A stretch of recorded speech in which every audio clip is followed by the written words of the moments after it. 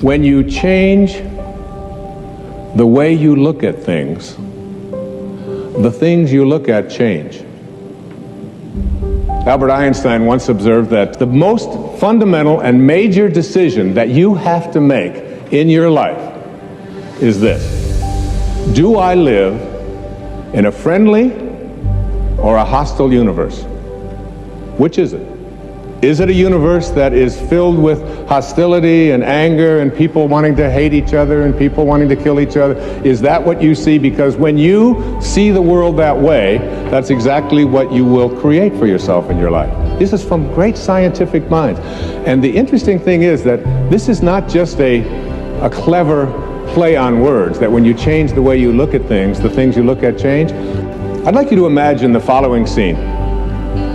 You're in your house. You've got your car keys in your hand. The lights go out. Power failure. You can't see a thing. You stumble around in your living room and you drop your keys. And you look around for a moment and you realize that you're never going to find them in the dark. But you look outside and you notice that the street lights are on. So in your mind, a light bulb goes off. I'm not going to sit around here in the dark and grope around looking for my keys when there's a light on outside. I'm going to go out here under the street light and I'm going to look for my keys. Why are you laughing? This makes a lot of sense. So you're out here and you're groping around and you're looking for your keys and you're looking and your neighbor comes along and says, "What happened, Wayne?"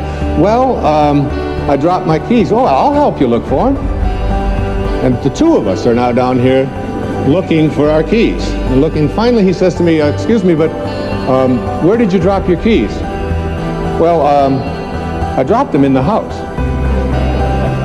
He said, "You mean to tell me that you dropped your keys in the house and you're looking for them out here in the street light? Doesn't make any sense." And I said, "Well, it doesn't make any sense to grope around in the dark when there's light out here."